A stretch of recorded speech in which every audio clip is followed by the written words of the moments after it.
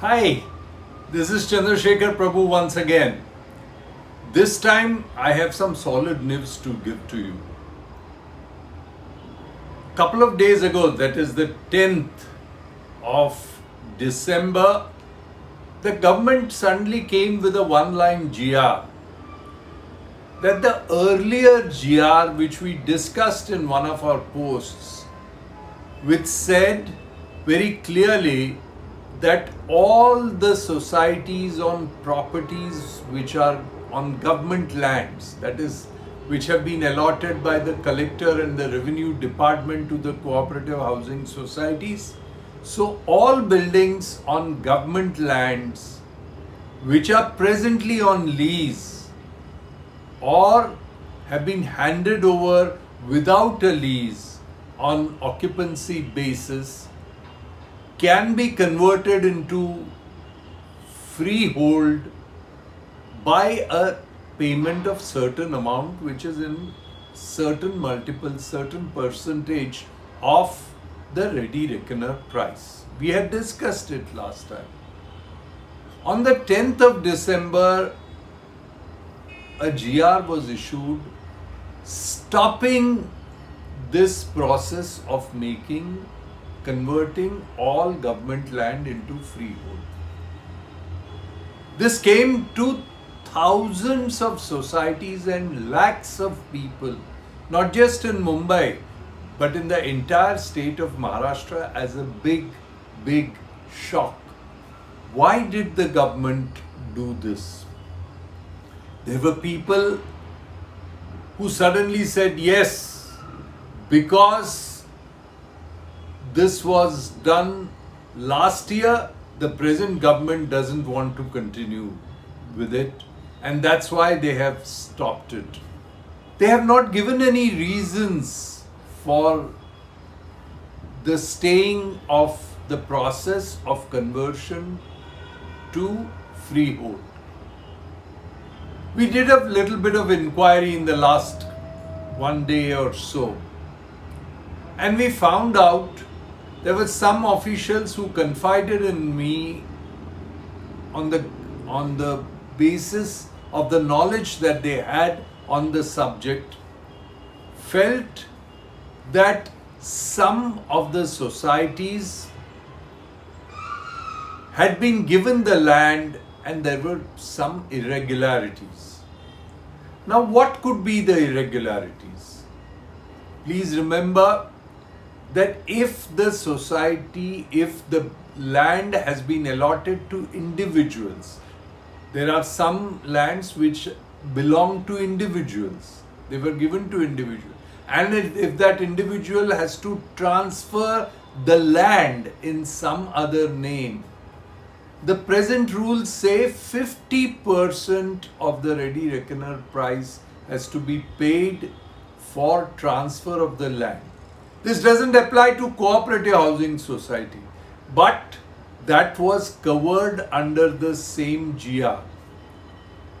So it was told that those lands which were meant for commercial purposes, given to an entity, to a company, to an individual, and such lands, when they were sold, 50% or more of the ready reckoner price would have had to be paid. The landowners made representation to the government and told them very clearly that this is not a viable proposition. So much money will never be paid, and this rule will only be on record. Second thing was that the payment for commercial allotment of land was twice that of the residential allotment. So some of the officers treated a commercial premises allotted to an individual or a company as residential and charged them the rate which was half of which they would have otherwise had to pay. So the government saw that substantial amount of revenue to government is being lost due to the misuse or abuse of the earlier GR. Hence, the present GR stays the operation of the earlier GR, which permitted the conversion from the leasehold to freehold or occupancy to freehold. This has brought a lot of disruption. However, it is given to understand, I understand from those at helm, that very soon a new GR is going to come, which is going to reduce for cooperative societies the amount to be paid for this conversion to freehold from 15% of the ready reckoner price as it stands today under the old GR to 5%. Remember, under the old GR, the Vidarbha lands, the lands in Vidarbha which were called Nazul lands, had to pay just 5%, whereas the lands in Mumbai which were given to cooperative housing society were required to pay 15% of the ready reckoner price. So in this GR there were discrimination between one area and the other, and hence I am told that this GR has been withdrawn, and under the new GR there will be a common payment which is just 5%, which could be just 5% of the ready reckoner price. If only 5% of the ready reckoner price has to be paid to convert government lands into freehold, I'm sure all those who are presently living on government land will come forward and make the payment. The government will get substantial revenue and the people will stay on freehold land and redevelopment will be possible.